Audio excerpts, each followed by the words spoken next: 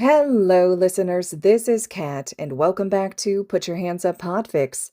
This will be the continuation of Yuuei Survival Guide. This will be Part 4, the second half to Chapter 2. Obero is tucked away in a far corner of the teacher's offices. His knees are drawn up to his chest, arms hugging around them with his chin perched on the dip in between his knees. He's sitting on a printer that doesn't see any use around this time of the day, so if the printer's tiny menu screen keeps flashing an error message at his chilling energy, no one'll notice. And it's not like he weighs anything, as he is currently, so there's no risk of any real damage. He's been sitting here for years, since it's out of the way and he's less likely to get in anyone's way back here. It's the only place he's found that he's not disturbed either, unless someone needs the printer for whatever reason, which it's easy enough to get out of the way when anyone comes close, clearly intending to use the printer. He's learned over the years. He doesn't usually have any incidents at this time, though. The teacher's offices are surprisingly quiet. It's towards the end of the students' lunch period, so the teachers have mostly all left to be ready for their afternoon classes. The teachers here manage their time well, so most are heading back to their classrooms before the kids' lunch period ends. Obero knows most of their schedules simply by watching over the years. They don't really change from year to year, and most of the staff have been teaching here for a good number of years, the only new addition being All Might, which is surprising in its own way, but Obero hadn't really seen much of him despite the chatter of the #1 hero teaching here. Shota tends to avoid him unless he has to interact with him, and Hisashi doesn't really cross paths with the man. And speaking of Shota and Hisashi, they're the only two left in the room at this point, since All Might is having his turn with the 1A students to get a feel of their quirks like Shota had yesterday. And Hisashi has a free period after lunch that he usually uses to mark students' work. Obero lets his head cock faintly, his cheek resting on his knee as he watches the two of them. He's beyond glad that they're still close, that they didn't let life tear them apart after they graduated, after they lost him in their second year of school. He'd been worried for a while after he'd died, as the two of them mourned him, but they'd turned to each other instead of away from each other, and Obero is grateful for that. It would have broken his heart if they'd gone their separate ways. They needed each other. Anyone could see that. But sometimes they were both too dense to see that. He's just glad those two oblivious idiots seem to realize it as well. The two of them are lounged on the couch in the teacher's office, like they usually are when they have a moment to themselves. Shota is wrapped in his hideous yellow sleeping bag, taking up nearly the entire couch. It's where you can usually find him during breaks or during his own free periods, and the staff is well aware of it. There's a running joke among the teachers that the couch in the office is Aizawa's couch, and though it's a joke, everyone makes an effort to leave it open for him when he's around. Shota would always grunt and bury himself deeper in his sleeping bag when anyone commented on it, but Obero knows he's secretly content with the thought. Shota likes not having to fight anyone for the spot, though the dark-haired man wasn't above sprawling across the floor or curling up in a corner if it happened to be occupied. Hisashi sits on the other end of the couch with Shota's head cushioned on his thigh. The blonde's mouth is moving as he reads over and marks the worksheets he'd given all of his classes that morning, currently working on 1A's worksheets as far as Obero can tell. Obero knew the worksheet well, had seen it every year for as long as Hisashi had been teaching. It was a way for Hisashi to gauge where each student was when it came to starting English again after a break, so he knew what to focus on and where the students would need the most help going forwards. He liked to see who'd need a little extra help along the line too, so he was prepared to assist. Hisashi had always been a thoughtful teacher. He had, after all, been the one to suggest that the two of them start teaching, even taking the initiative first to get his teaching degree after Kayama-senpai had suggested they look into becoming teachers as well. Shota had followed along right after, starting just a semester behind Hisashi. Obero had tried to help Midoriya with his worksheet, But the green-haired teen had been adamantly against accepting any form of help. He was so determined to do it himself that Obero couldn't help but be proud of the kid. There weren't a lot of kids like Midoriya out there in the world, and the notion made him smile. He'd been kidding about being Midoriya's cheat sheet. Well, for the most part, at least. Besides, an answer slipped to him here and there wasn't the end of the world, right? Maybe not to anyone else, but Obero thinks it might just be the end of the world to Midoriya. What a funny kid. Obero likes him, and not just because the kid can see him. The teacher's office is pretty quiet with just Sho and Zashi around. They're not really talking, though they do exchange a word every so often. It's expected. Shota is trying to catch up on his sleep, so he's rested for his patrol tonight, eyes closed as he dozes, and Hisashi is busy marking his assignments. It had always been himself and Hisashi who'd talk to fill the silence, so if Hisashi's not speaking when it's just the two of them, no one is. Shota had never been one for talking just for the hell of it. So he, too, sits in the silence of the room. He'd long since given up on trying to convince them that he was there with them. It was a futile effort. He had so little power over the living world, and no amount of trying changed that. The most he could do was walk through them, unpleasant on both sides, and flicker lights, but none of that was really telling to living idiots. None of that was proof, and Obero knows how logical of a person Shota is, even if Hisashi does get spooked every so often by it. Not that he'd ever put two and two together. So it wasn't worth the energy drain for something so pointless. Obero lets his head settle back against the wall behind him, eyes fluttering shut. Midoriya. Hisashi's thoughtful hum stirs Obero from his thoughts. The ghost lets his eyes sliver open, angling his head back towards his friends at the mention of his ghost-seeing new friend. What about Midoriya? Hisashi's eyeing the paper that he's currently scanning, but Obero sees Shota's eyes crack open the faintest bit to look up at him. Obero's eyes flick to the paper in Hisashi's hand, just barely able to spot Midoriya's tiny yet formal scrawl over the top of the paper. He'd watched the teen write it, knew all of his answers. He also knew what was right and what was wrong, because he'd been watching Hisashi mark the exact paper for years. What about him? Shota asks gruffly, eyes shutting again as he melts further into his sleeping bag. Hisashi's spare hand, the one loosely holding his marking pen, brushes some of the hair from Shota's face without even looking down at him. It stays there for a second, on his forehead, before he's lifting it to check off a grammatically correct sentence. Nothing, really, the blonde mutters as he marks off an X on the paper. He just caught my eye, is all. Shota hums indifferently, but they all know it's a do-tell hum. The thought brings a smile to his face.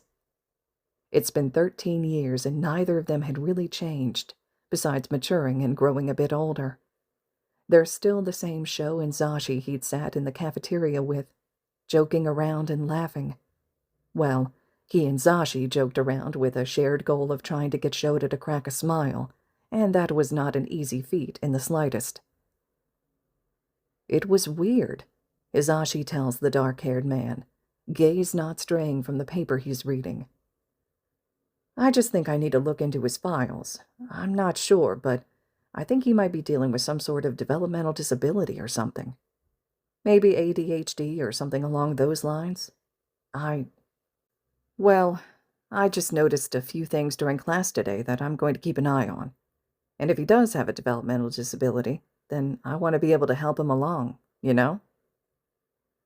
I see. Shota's eyes finally open, head leaning back in Hisashi's lap to study the man curiously. I looked through my class's records when I got my roster this year, but I didn't see anything concerning when I looked through Midoriya's. No report of any learning disabilities. What did you notice? Well, a lack of attention for starters. The blonde snorts a laugh, looking down at Shota with a fond smile. Besides that, he just kept looking around. I'd be talking, but he'd be staring out the window or off to the side. It's like I was fighting for his attention or something. And he did quite a bit of muttering to himself, too, though he was quiet about it. I doubt anyone else in the class noticed. Oh, and at one point, his gaze was even dragging across the room like he was watching someone pace. I get English is kind of boring if you're not interested in it. I mean, you hated English class, but he wasn't acting particularly bored. Not like the other students. He was just distracted, you know? Obero feels his cheeks heat up. Oh. Izuku had been right. He was going to get him in trouble at some point. It was only the second day, and he'd already been distracting him enough that Hisashi had taken notice of it. Obero feels bad, of course, but it's really hard not to be a distraction. He hardly even notices he's doing it. Someone sees him for the first time in years. Someone hears him, speaks to him. He's been isolated for so long, devoid of human contact since he died. And now someone is there he can interact with. He can't help it. He really can't help it. It's just so easy to forget that Midoriya's not supposed to see him, that the boy can see him, and therefore Obero is a distraction to him in a way he's never been before. Still, he doesn't want to be the reason Midoriya fails a class. He has high hopes that Midoriya will become a great hero in the upcoming years. He hasn't seen much from him, not exactly, but Obero knows if anyone has the potential to be one of the best heroes of this day and age, it's Midoriya. The kid's got a heart of gold, and a fighting spirit that you just don't see anymore. Obero will be damned if Midoriya doesn't turn out to be one of the greatest at this point. He doesn't even know the kid well, but he believes in him. There's just something about the kid. Especially after the apprehension test yesterday. It's not a bad thing. Hisashi continues after a second, and some of the fear drains from Obero's chest as he leans towards them to listen, lips pressed in a straight line, where he's still tucked away in the corner of the room. I don't think it'll be a huge problem or anything. He seems to catch himself doing it, kept forcing his attention back onto me when he got sidetracked. And his grade on the paper is fairly good too, considering they probably haven't touched anything English since junior high. I'm just a bit worried. I actually noticed that too. Shota lets out a deep sigh. The dark-haired man squeezes a hand out of the opening of the sleeping bag to rub at his eyes. The muttering and his lack of attention during the apprehension test yesterday. He kept glancing away. I just assumed it was nerves, but it could definitely be something else too. I didn't even think of that since it wasn't in his file. Huh. Hisashi sets the paper down on the armrest of the couch with the other graded papers, finally looking down at Shota. Well, you know things like this get overlooked all the time. I guess we can see what the other teachers think after a few classes with him, and watch over him for the next couple of weeks.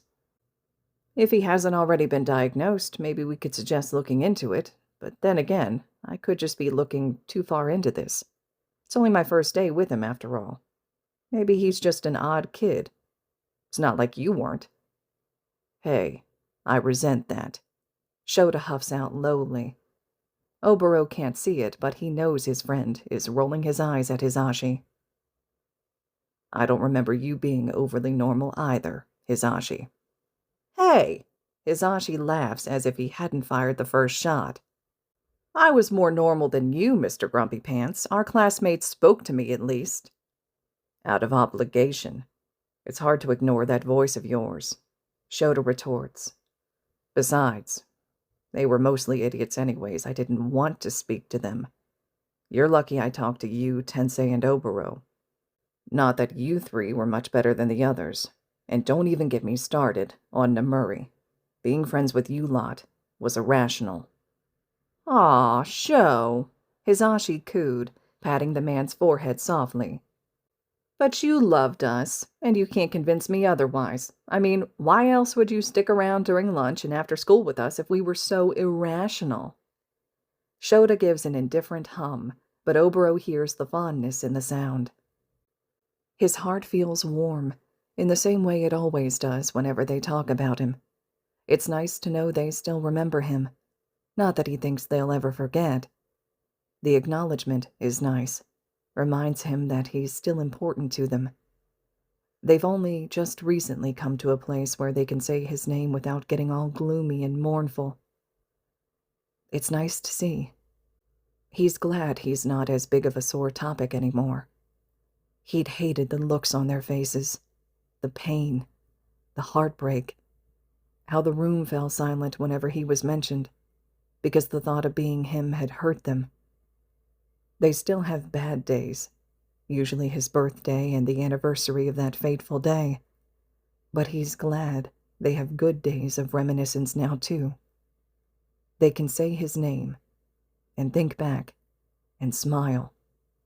He feels a smile curl onto his own face as the two of them continue talking. They've carried on from talking about Midoriya, which is good, the kid doesn't need any more attention on him, and are now focused on another of the green-haired boy's classmates. He hasn't gotten around to memorizing all their names yet, and he can barely picture their faces, but, in his defense, he's had something else to be focused on this time. Something way more interesting than a bunch of kids who don't know he's even there with them. Slowly, the conversation fades off to the usual silence they settle into when there's nothing to discuss. Shota's breathing evens out in the way it does when he's finally fallen asleep, and Hisashi's pen scratches along the assignments as he marks them silently.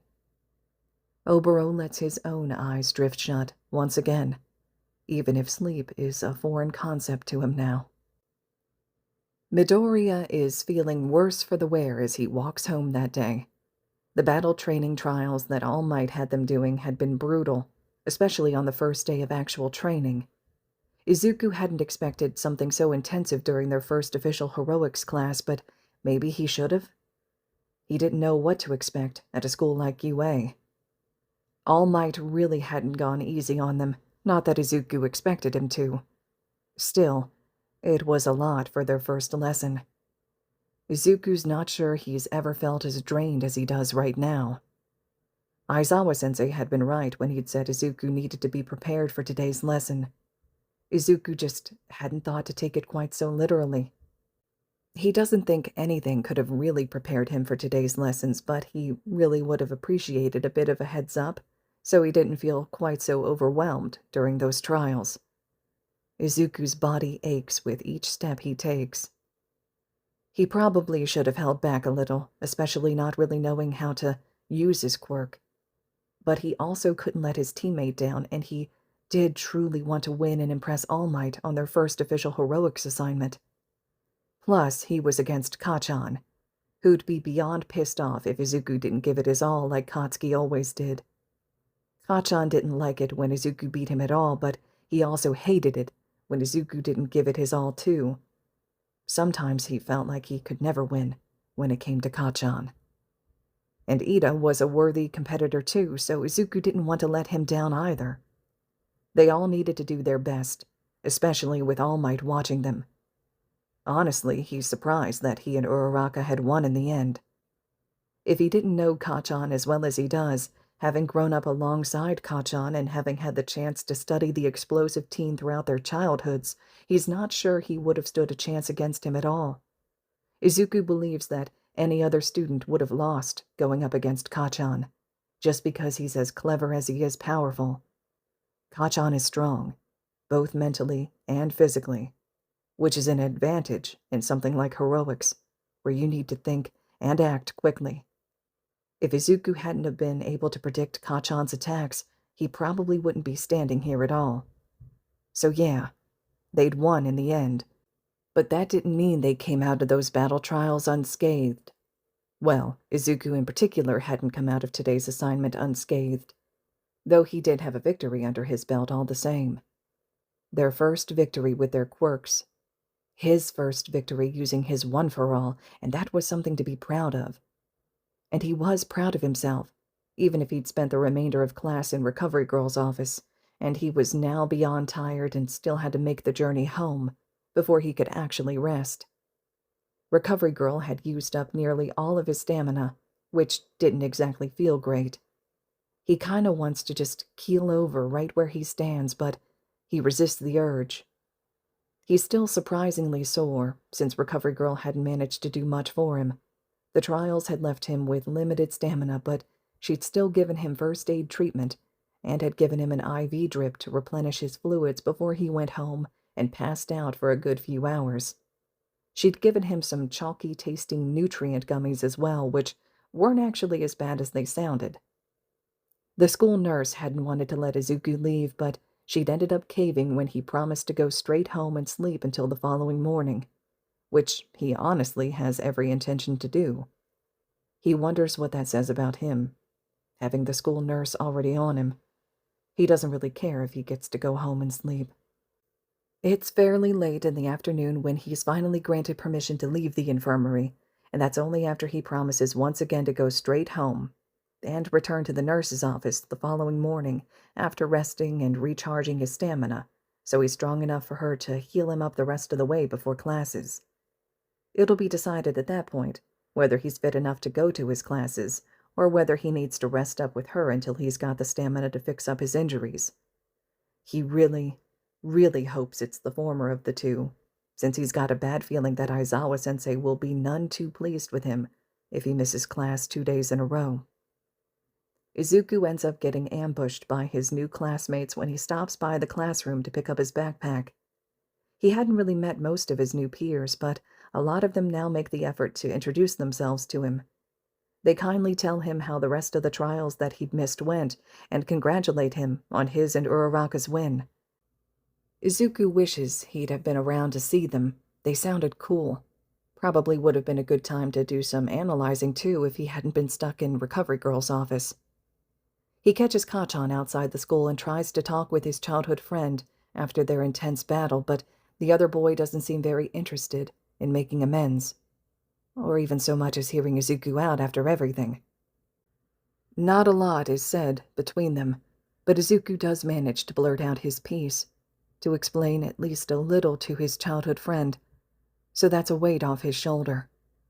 It feels like he owes his oldest friend an explanation about the situation they found themselves in.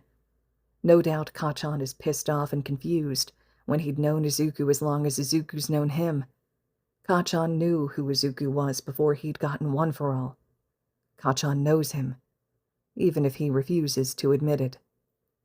Kachan is the only one who truly knows where Izuku came from, who he was before he'd been accepted into this amazing school as well. Kachan is, well, he's Kachan in how he reacts. There's a lot of yelling, and it's not a nice conversation in the slightest, but it's a needed one, nonetheless. It actually ends on relatively good terms, considering Izuku doesn't end up on the receiving end of a painful explosive glycerin sweat. Kachan leaves without another word to Izuku. The green-haired teen watches him go before he backtracks into the school to grab his stuff and say goodbye to the rest of his classmates, who'd kindly waited for him. He feels a bit bad about how he'd fled the classroom when he'd seen Kachan leaving out the window. And then, finally, a lot later than Izuku wishes it were, he finally leaves the school for the day.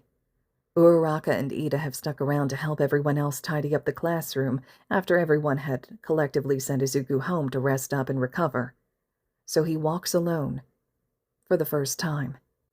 He leaves the school with a temporary cast and sling on the arm he'd broken using One for All, and his entire other forearm wrapped delicately in bandages, covering and protecting the remnants of the burns Kachan's quirk had left on him. He truthfully doesn't feel completely awful, all things considered, but he definitely looks worse for the wear. It had been a long day. Izuku really just wants to sleep. Holy shit, Midoriya! Izuku glances back over his shoulder, unsurprised to find a beside-himself-looking ghost. What the hell happened to you? I left you alone for 1 afternoon. 1. Why the hell do you look like you just went 3 rounds in the ring with the Incredible Hulk? Izuku's not surprised by Shirakumo's presence, honestly. He'd felt the ghost trailing closer long before he'd spoken. Shirakumo falls into step with Izuku easily enough, leaning forward slightly ahead of Izuku to scan him head to toe as he keeps pace. The ghost's expression is tight with worry, and his bottom lip is caught tightly between his teeth, where he gnaws anxiously on it. Despite the obvious worry in the ghost's statement, Izuku can't help but let his attention focus first on the Hulk comment. It brings a smile to his face as he lulls his attention in the ghost's direction. Whoa, talk about a classic film. I didn't think anyone watched those movies anymore. Izuku huffs a tired laugh as he reaches his burnt arm up to rub at his stiff shoulder. And actually, that guess isn't too far off from the truth. If I didn't know any better, I'd think he slammed me around too. Oh, wow. I didn't think you'd know what I was talking about. A light smile slips onto Shirakumo's face, and for a second, the worry is replaced with intrigue. I'm surprised you understood the reference since not many people do. Zashi's a sucker for American movies, likes the old ones most. And you can't go wrong with superheroes. I've seen most of those old Marvel films. It takes just a second for the ghost to sober up again, a deep frown tugging back onto his lips as he scowls at Izuku. Don't try to distract me with your cool old superhero movie knowledge. That didn't answer my question, dude. What happened? We did some battle training today, Izuku explains tiredly, keeping his head ducked so no one sees him talking to himself. Luckily, the majority of the students have already left, and his classmates were still finishing up tidying the classroom and going over their battles when he'd left, so there's only a few people around. I won my match, but it still somehow feels like I lost. Battle training? On the first official day? Shirakumo's eyebrows lift in surprise. No kidding. I didn't stick around for all the details on how you got hurt, but Shota definitely wasn't aware of all that from RG's report. Izuku's shoulders lift in a pained shrug. Yeah, well, All Might was teaching us. You mean Aizawa-sensei didn't plan this? Yesterday he told me to be prepared for class today. You're usually with Aizawa-sensei, aren't you? Why didn't he show up to class? He wasn't supposed to show up to class today. Shirakumo's nose wrinkles. You know how yesterday Shota did the apprehension test to get a feel for your guys' quirks? Well, today was supposed to be All Might's turn to do the same thing, since they're both teaching the fundamentals. And it's a solid no on the sensei awareness thing. Shota definitely didn't know anything about the battle trial plans, or he would have shut that down instantly. He'd never allow battle trials so soon, not when he's still learning your guys' quirks too. It's just not safe when you're all wild cards, clearly. Clearly.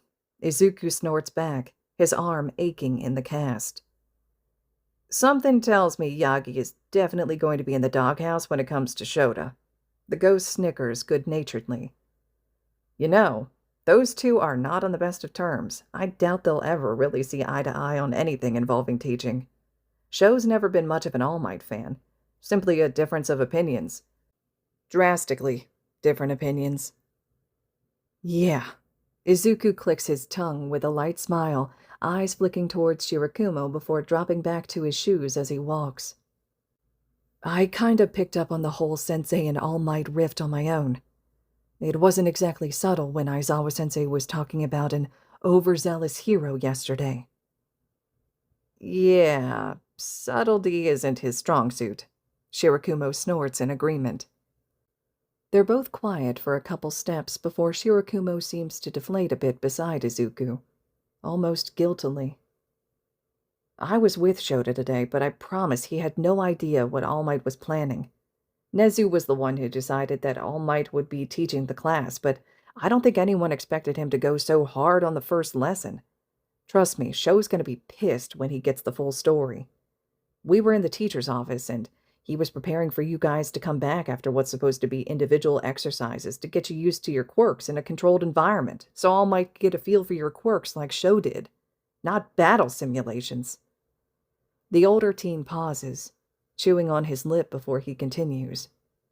Shota was pretty surprised when you didn't show up to class. The only thing your classmates told him was that you were with Recovery Girl after an incident. I wanted to check on you, but thought you might want some privacy. Shota was worried about you, but he couldn't just leave his class unattended. and you were taken care of, so he had to wait. It was only after school was over that he'd stormed into the office to talk with Nezu about why a student was with a nurse, and then he went to check on you. But by the time he made it to RG, you were already gone. That's about the point that I bailed to come find you, and last I heard, Shota was going for a meeting with Nezu and All Might, and that's all I know. Sounds like Sensei's been busy, Izuku mutters. There's a warm feeling in his chest at the admission that Shirakumo had come to find him when he heard he'd been injured, that he'd been worried about him. Thank you. That means a lot that you came to find me. I'm okay now. Shirakumo didn't look convinced by the statement. Izuku probably wouldn't have been if it were anyone else saying the same thing, but the ghost let it go for the time being, shoes scuffing against the pavement as they walked. He'd gone to kick a pebble, but had just phased through it, only to keep walking indifferently. Shirakumo's probably used to phasing right through things.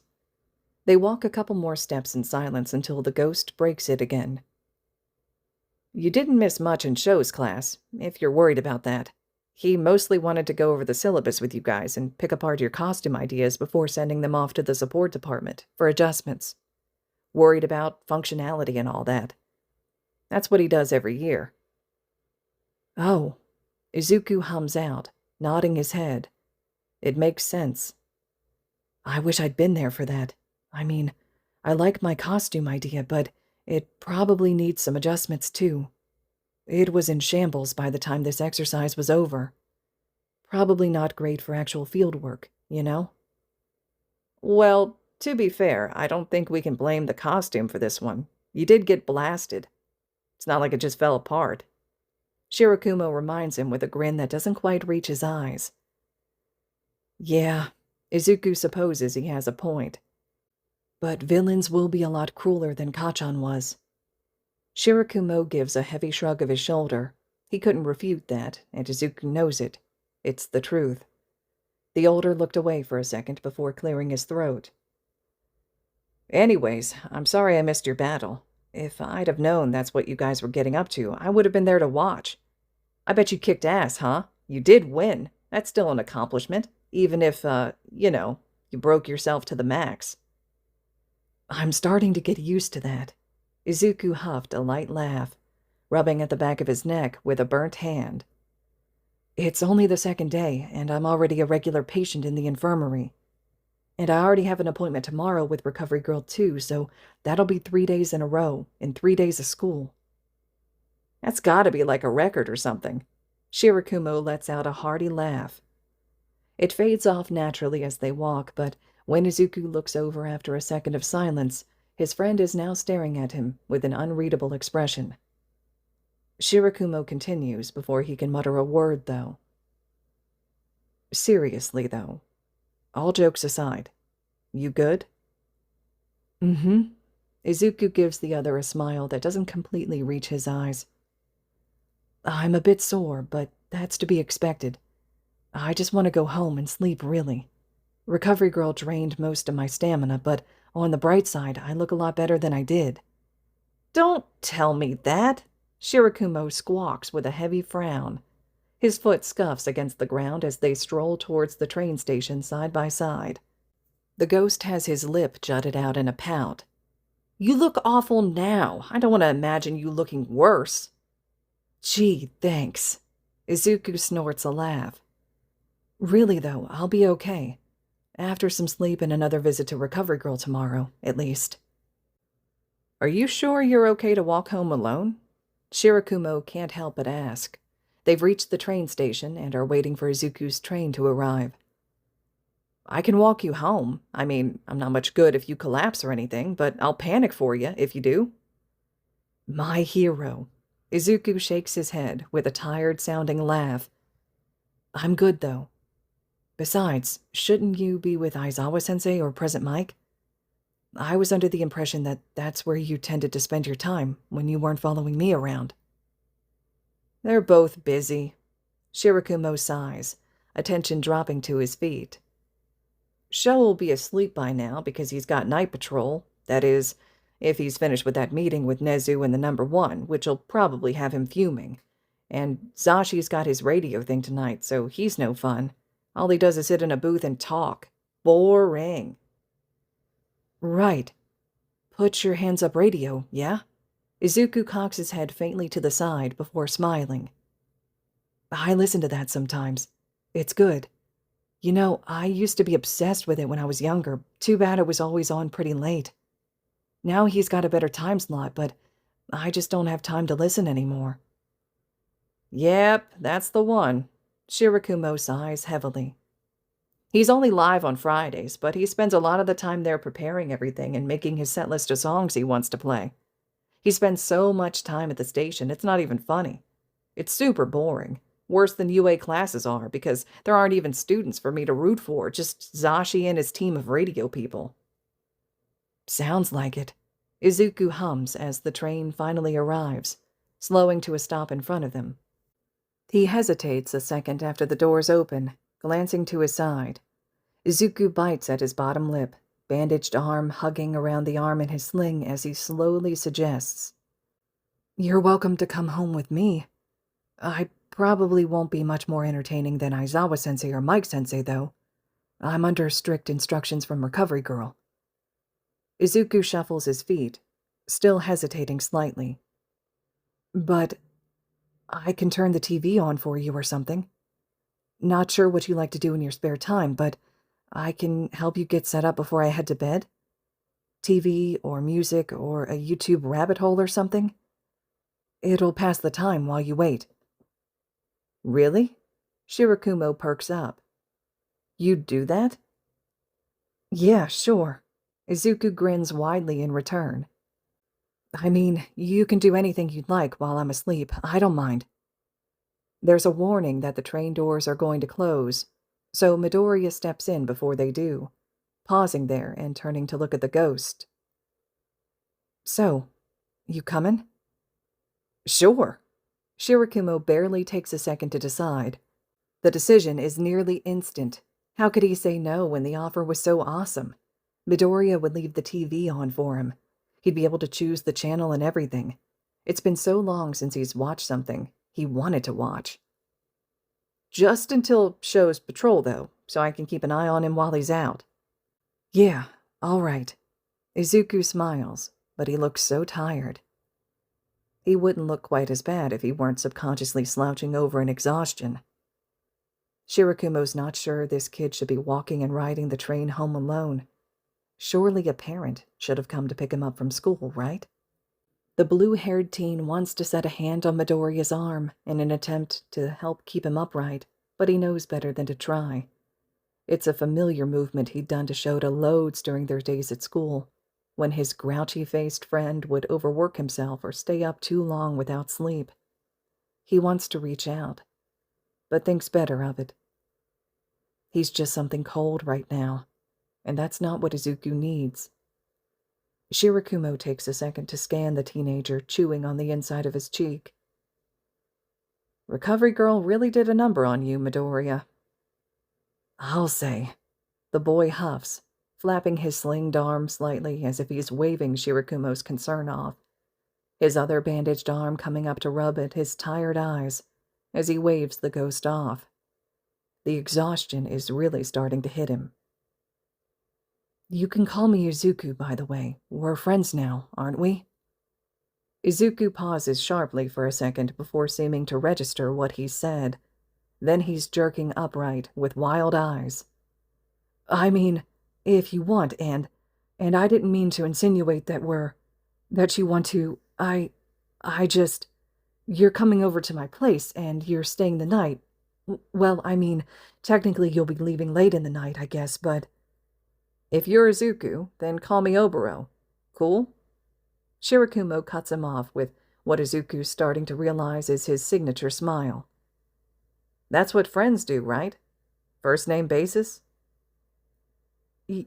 Yeah.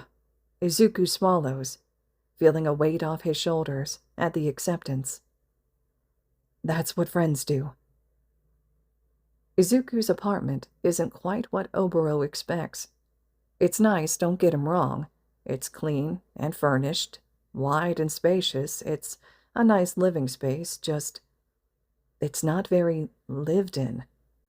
The apartment doesn't have much personality. There's no framed photos or art or decor at all hung along the walls. The colors are bland and neutral, like that out of a home decor magazine you'd find in a doctor's office waiting room. It's quiet, which isn't supposed to be odd, but there's just something weird about how eerily quiet the place is. It's clear that Izuku lives here, from his backpack dumped on the couch to an empty carton of ramen on the counter by the sink. There's loose school papers and a book on the dining table, along with the syllabus Shota had requested the kids pick up. And the boy had slipped into a pair of All Might-themed slippers at the door when they'd entered the apartment. Izuku looks completely at home as he shuffles along through the apartment in his All Might slippers, turning on any lights he needs as he makes his way further into the apartment. It's late in the evening now, but it's still a few hours until Shota heads out on patrol. "When are your parents coming home?" Obero asks with a tilt of his head. Izuku's movements have gotten sloppy, feet dragging as he plops down on the couch and grabs the TV remote. He's not sure he really wants to leave Izuku alone in this state, but he also doesn't want to miss out on patrol with Shota. It's been routine for him since Shota started his patrols as an underground hero. He went with Hisashi on his too. It was arranged perfectly. As soon as Shota was back in the morning, Hisashi would be leaving for his own early morning patrol, so Obero could just fall into step with him instead, while Shota passed out. Then he'd follow them to school after Hisashi was finished with his patrol, and there was always something to do at a school like Yuuei, even if neither Shota or Hisashi were doing anything interesting. Obero liked to have something to do, and it was perfect that his friends had alternating schedules, so he usually always had something to keep him busy. "My mom won't be home," the boy tells him shortly, rubbing at his eyes again. It takes a second for Obero to remember his question, but when he does, his glance shifts uncertainly to Izuku. The boy yawns. "She works a lot. I don't see her very often." Obero bites his lip, interlocking his hands together in front of himself as he moves to join Izuku. He doesn't sit yet, instead watching over the back of the couch. The boy looks even more tired now that he's actually sitting. His eyes are slipping shut, but they don't flutter open when he catches himself dozing off. "And your dad?" "Your guess is as good as mine." Izuku shrugs as he fiddles with the remote. Izuku leans back against the couch cushions, yawning again. "He's out of the picture. Last I heard, he was living his best life in America or something. I never really knew him, so it doesn't matter." Okay, wow, Obero wasn't expecting that. "Was there anything specific you wanted to watch?" Izuku asks, and only then does Obero glance back at him. "You can use my laptop if you want to watch some YouTube, but if you do that, you'll be at the mercy of autoplay. TV's the same way, but we can at least check the guide to see what'll be on. What time does Aizawa-sensei leave for patrol?" "Midnight," Obero answers without much thought. "And TV's fine. I'm not picky, but, don't you think you should eat something before you go to sleep? Recovery Girl always force-fed us those weird gummies she has, but eating something would do the same thing. Nutrients, you know?" "No." Izuku shakes his head tiredly. "I'm not hungry, just tired. And she gave me some of those gummies, so I should be fine for the night." He knows he should argue that. How does Izuku plan to refresh his stamina without nutrients, even if he did have some of Recovery Girl's gummies? That wasn't a replacement for actual food. Hell, even one of Shota's stupid jelly pouches would be better than nothing. But it's not his place to push, not here, or now while he's a guest in Izuku's apartment. He literally only met the kid yesterday. He doesn't want to piss him off yet. "Got a channel in mind?" Izuku breaks the moment of silence, head lolling back against the couch to glance up at Obero. "Hero documentaries?" Obero suggests with a shrug. He's not really versed on what they show on TV nowadays. He has to rack his brain for something suitable. Neither Shota or Hisashi watch much TV, and when they do, it's usually films. American films at that. Shota's more of a book person, and Hisashi will choose music over a TV show any day. It hasn't changed since their teen years. He remembers liking hero documentaries, though, forcing his friends over to his house and making them watch them with him. He'd be vibrating in his seat, with Hisashi's wide eyes staring at the TV, too. Shota beside them looked bored, but there was a twinkle of interest in his eyes as he watched the TV as well. "That'll be us someday," he remembers chirping out with a wide grin, pointing to a trio of lesser-known heroes on the large television screen in his living room. He doesn't even remember their names now, or where they even are in life anymore, whether they're still heroes or retired or even, well, dead. That doesn't matter, though, because they'd been a staple in his adolescent years, and he'll never forget that. "Of course it will, yo. We'll be the best heroes," Hisashi had chirped right back, grinning brightly as he glances over, looking at first Obero and then down a little bit to Shota on the other end of the couch. "The three of us will be some of the greatest, like All Might." "If you say so." Shota had shrugged, but his eyes glowed with interest. "Course we say so," Obero remembers laughing, tossing an arm over each Hisashi and Shota's shoulders and pulling them in close. "We'll start our own hero agency, and it'll be awesome. You, me, and Zashi. Just imagine it, guys." "Hey, you okay?" Obero pulls himself from his thoughts to see Izuku watching him. The younger boy's eyes are lidded in exhaustion, but the worry is prominent when he regards Obero. "You just kinda left for a second there?" "Oh." Obero breathed out quietly, shaking himself from the thought. "Oh, yeah, no, I'm good. Fine. Perfectly fine. Just, it doesn't really matter. Anyways, you should be resting. You've got school tomorrow, and you're already going to be playing catch-up in shows class, so get some rest." "Okay, Dad." Izuku snorts, and Obero doesn't have the heart to tell him that if he were alive, he'd be old enough that he could actually be his father. Well, if he'd had him at 15 anyways. Yeah, he offers softly instead, rounding the couch to settle down beside the green-haired teen. The TV lights up the room playing old hero documentaries that Obero can almost remember watching if he digs into the depths of his brain, but besides that, the rest of the apartment is blanketed in darkness.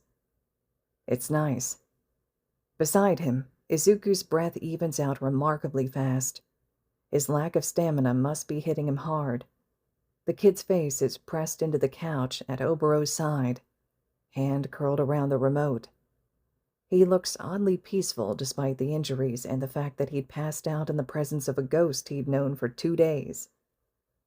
Obero had thought the teen would have retreated to his own bedroom when the TV was on, since the lights and sounds could be distracting, but he hadn't. The boy had drifted to sleep easily, so he must have been pretty damn tired to be able to do so.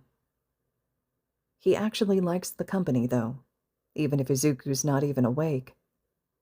It takes everything in him, literally, all his effort and energy, to tug the blanket that's draped over the back of the couch down over his friend. Obero takes a second to admire his handiwork. The still partially folded blanket, covering only a bit of the curled-up teenager, but it's still the most he'd interacted with the physical world in ages. Obero is proud of his work. When he's satisfied with the blanket, the ghost slips down onto the floor and scooches himself forwards until his legs are under the coffee table, and there's no risk of Izuku accidentally touching him and jolting awake at the chill. He enjoys every second of the documentaries and evened-out breaths behind him. He doesn't feel quite so lonely. All right, listeners, this concludes Chapter 2 of Yuuei Survival Guide.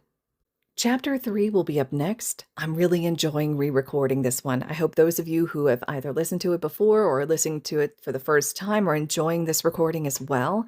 I Love this story. Words can't describe it. It's always been a top one for me. I just love the dynamics with Izuku and Obero, the connections between them, how well they click. The fact that they almost exist with their own bubble and world because the level of conversations and the way that their friendship exists, it's secluded to just the two of them. So I really like what's taking place so far. We're getting some points of views with Obero watching Shota and Hisashi towards the start of this one, and how Obero's recognizing how his presence in classes with Izuku has an impact, as well as Izuku's, his recovering from the battle trials and Obero's concern, as well as some of those little comments being dropped here and there, like, where are your parents? And the building concern that he has for his new friend. But those are just some of the things that I've noticed with this one. I'd love to hear what you noticed or the thoughts and reactions that you have. So drop those in the comments for me below. A reminder that the fic is located on AO3, so you can always slide over leaving comments, kudos, and support to the original author as well. I'm sure it's much appreciated. And as always, thank you all so much for listening.